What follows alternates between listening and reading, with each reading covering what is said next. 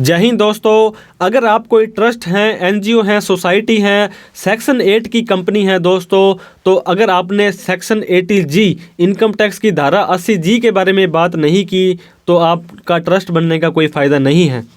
तो दोस्तों, आपको पता होगा इनकम टैक्स के अंदर सेक्शन 80G बोलता है, अगर आपको कोई भी व्यक्ति डोनेशन देता है तो उस डोनेशन देने वाले व्यक्ति को इनकम टैक्स में छूट मिल जाएगी।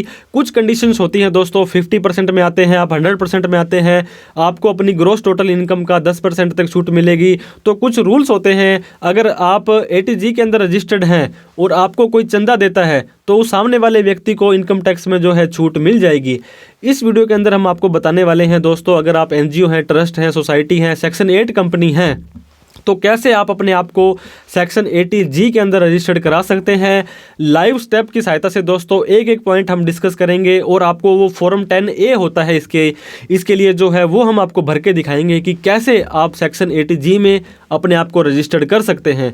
दोस्तों, जो सेक्शन 80G का रजिस्ट्रेशन है ये प्रोविजनल रजिस्ट्रेशन आपको मिलेगा स्टार्टिंग में।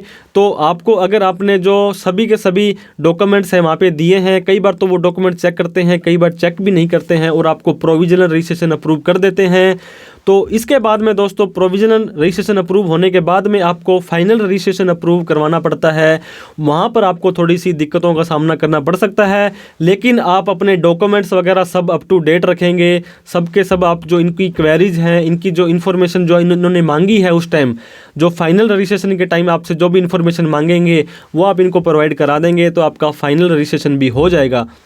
दोस्तों, अभी रिसेंट में हमें एक क्लाइंट थे हमारे, जो एक ट्रस्ट है, उनको फाइनल रजिस्ट्रेशन के लिए चेकलिस्ट उनको मांगी गई थी।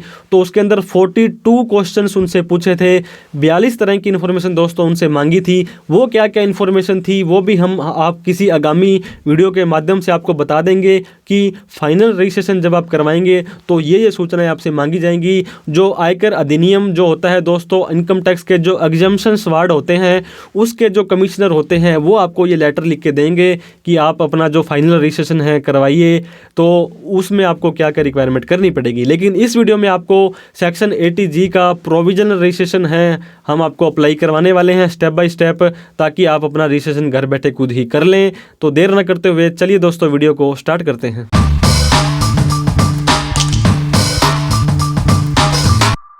तो दोस्तों, जैसे कि आपको बताया था 80G और 12A दो तरह के रजिस्ट्रेशन एक संस्था को लेने होते हैं।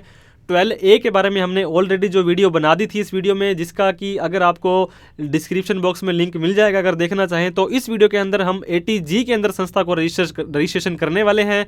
आपको इनकम टैक्स का पोर्टल है, लॉगिन कर लेना है। वो पैन नंबर के साथ ही दोस्तों लॉगिन होगा।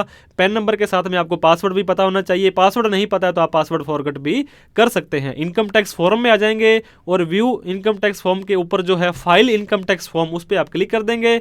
3 कैटेगरी आपको यहाँ पे दिखाई देगी। 3rd कैटेगरी में दोस्तों आपको आ जाना है। इसके बाद में दोस्तों आपको यहाँ पे जो टैक्स एग्जम्पशंस एंड रिलीफ्स हैं, फॉर्म 10A है, वो आपको यहाँ पे फाइल करना है। तो 80G के लिए दोस्तों हमने जैसे ही फॉर्म 10A को सिलेक्ट किया तो यहाँ पे असेसमेंट ईयर मांग रहा है। ये ऑटोमेटिकली जो करंट असेसमेंट ईयर चल रहा है, आपका फाइनेंशियल ईयर 22-23 चल रहा है, तो इसका असेसमेंट ईयर 23-24 होगा, वो यहाँ पे आ जाएगा। इसके बाद में लेट्स गेट स्टार्टेड पर हमें क्लिक कर देना है। तो दोस्तों, जैसे ही हम इसके ऊपर क्लिक करेंगे तो वो सेम के सेम प्रोसेस है। ये डिटेल्स आपसे यहाँ पे मांगेगा। ये सारी की सारी डिटेल्स है, आपको स्टेप बाय स्टेप यहाँ पे भरनी है। तो हम सबसे पहले दोस्तों इन कॉर्पोरेशन या कॉन्स्टिट्यूशन डिटेल पर आ जाएंगे। यहाँ पे संस्था का पैन नंबर, नाम, एड्रेस ऑटोमेटिक यहाँ पे आ जाता है।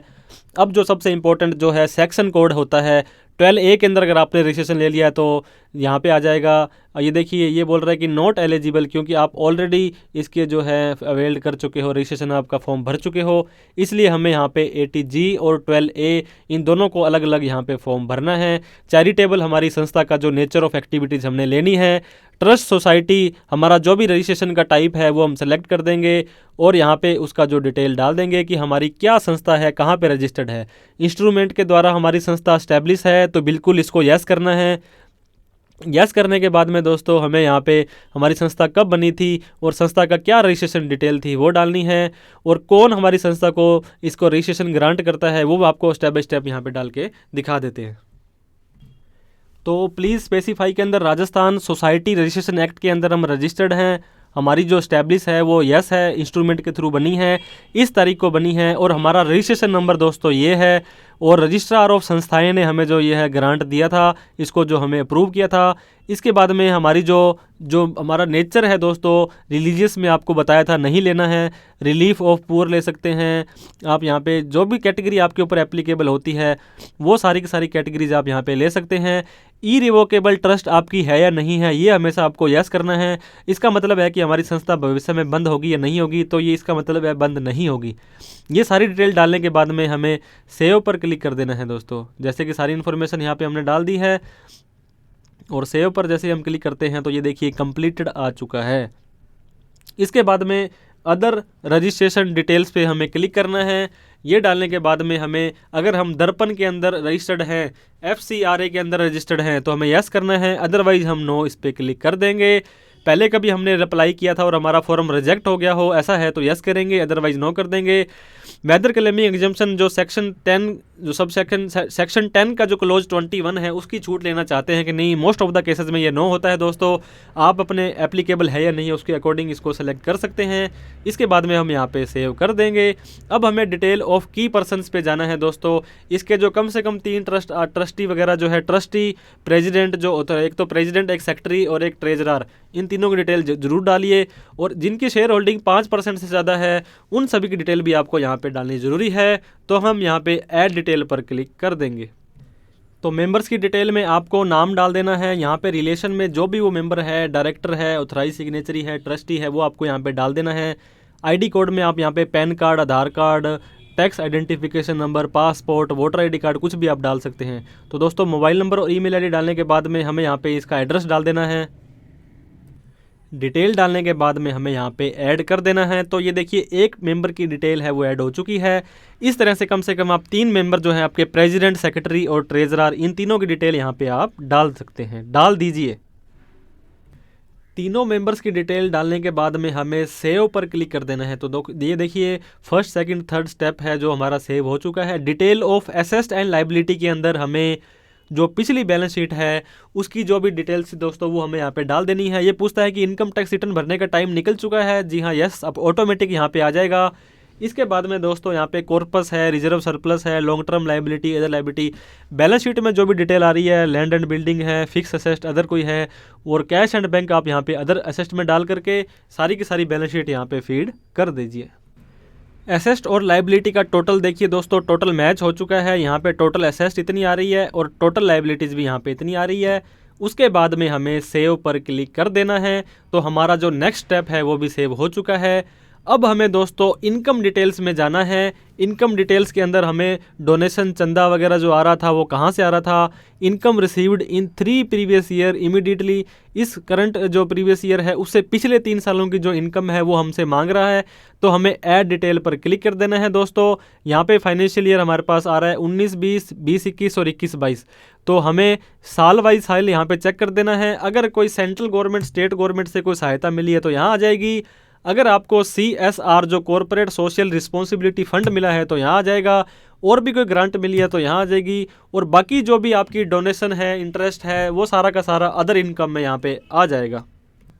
तो इस तरह से हमने ये डाल करके ऐड कर दिया है। फाइनेंशियल ईयर के बाद में ऐड करेंगे और भी 2 सालों की जो डोनेशन की लिस्ट थी 20-21 की और 19-20 की, वो भी हम यहाँ पे डाल के ईयर वाइज ईयर है उसको ऐड कर देंगे। तीनों ही साल की जो डोनेशंस है डालने के बाद में हमें सेव पर क्लिक कर देना है। तो ये देखिए एक और स्टेप हमारा कंप्लीट हो चुका है। रिलीजियस एक्टिविटी डिटेल दोस्तों, अगर आप कोई रिलीजियस धार्मिक कार्य में अगर आप इन्वॉल्व हैं तो यस करेंगे, अदरवाइज नो किया हो ये अच्छा रहेगा। क्योंकि रिलीजियस जो एक्टिविटीज़ है वो आजकल थोड़े से सस्पिशियस में आती है, उनको ATG 12A में थोड़ी सी दिक्कत भी आ जाती है। अब वेरिफिकेशन पे हम क्लिक करेंगे दोस्तों। हमारे जो पर्सन थे जिन्होंने कि जो साइनिंग पर्सन यहाँ पे ऐड हो चुके हैं, हमारे ITR भरते टाइम जो भी उनको जो जाता है OTP वगैरह, उन्हीं के पास ही OTP जाएगा। हम क्लिक कर देंगे दोस्तों। आप जिस भी लोकेशन पर बैठे हैं वहाँ पे आपको बैठ करके ये लिखना है कि हम यहाँ पे बैठ करके इस फॉर्म को भर रहे हैं। यहाँ पे आप फादर का नेम जरूर डाल देंगे उस व्यक्ति का, सारी डिटेल वेरिफिकेशन में डालने के बाद में आपको सेव पर क्लिक कर देना है। तो सारी की सारी इन्फॉर्मेशन हमारी पूरी हो चुकी है दोस्तों। लास्ट स्टेप है जो अटैचमेंट्स का आता है।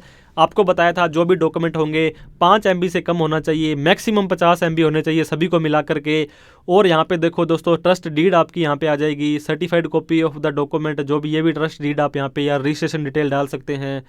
इसके बाद में यहाँ पे फिर से रजिस्ट्रेशन मांग रहा है दोस्तों। इसके बाद में FCRA के अंदर रजिस्टर्ड है तो यहाँ आ जाएगा। सेल्फ सर्टिफिकेट रिजेक्शन अगर आपको कोई हुआ था पहले ATG में तो यहाँ आ जाएगा। इसके बाद में self certified copy of the annual accounts दोस्तों यहाँ पे आ जाएगा आपका, जो ऑडिट रिपोर्ट बोलते हैं। उसके अलावा कोई और भी डॉक्यूमेंट है जैसे कि बैंक स्टेटमेंट है, मेंबर्स के पैन आधार हैं और संस्था का पैन है, उनकी सारी एक जीप बना करके आप अदर्स में यहाँ पे डाल सकते हैं। और जो अदर्स के अंदर जो भी डॉक्यूमेंट डालेंगे उनका यहाँ पे स्पेसिफिक नाम आप डाल सकते हैं। तो इस तरह से दोस्तों सारे के सारे अटैचमेंट आप यहाँ पे कर देंगे। जो भी रजिस्ट्रेशन वगैरह आपके डॉक्यूमेंट हैं स्कैन करके सारे के सारे डॉक्यूमेंट्स को सिग्नेचर करवा करके जो ऑथराइज सिग्नेचरी है उसके बाद में यहाँ पे आपको सेव पर क्लिक कर देना है। जैसे मैंने आपको बताया था दोस्तों, ATG हो या 12A हो, आप प्रोविजनल रजिस्ट्रेशन तो कुछ ही डॉक्यूमेंट में पा सकते हैं और आपको ऑटो अप्रूव टाइप से ये जल्दी मिल भी जाता है हफ्ते 10 दिन में। लेकिन 6 महीने बाद या जो भी आप एक्टिविटी स्टार्ट कर देंगे तब दोस्तों आपको फाइनल अप्रूवल के लिए रजिस्ट्रेशन जो है करवाना पड़ेगा।